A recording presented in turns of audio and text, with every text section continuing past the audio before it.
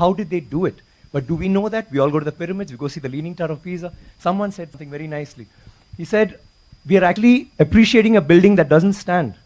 It's falling over and wow, let's take a picture, let's take a selfie, and we're getting excited. But we have temples today that stand and they didn't use plaster. You know that for this particular stone, they had to use a ramp, which was 6 kilometers long, which was pulled by bulls, elephants, and people.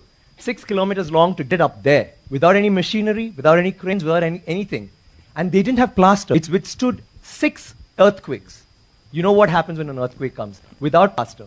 What they have done is they have an outer wall. Then inside that, they have a corridor of 6 feet, which is an open, just a corridor. And then they have another structure inside, which goes all the way to the top, which is why they can withstand earthquakes, which is why it stood so long. So these are all things that we need to know about. This particular king has built 5,000 dams in his time. And he's made a water management ministry in that time. He's had elections for the village leaders. He's asked them to name cities after women. Why should it only be men? Why can't it be named after a queen? And they've had hospitals, free hospitals, and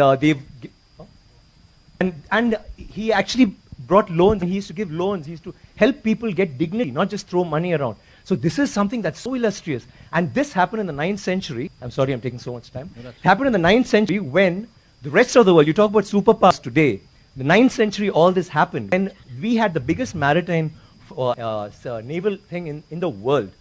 And it went all the way to Bali, all the way to Malaysia, and went till we sent emissaries to China.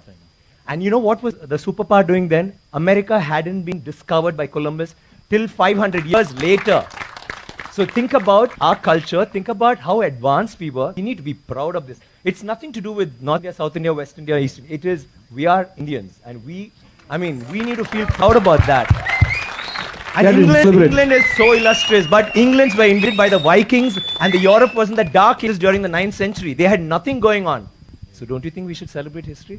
Absolutely, absolutely. Thank you. Thank you. I need water, please.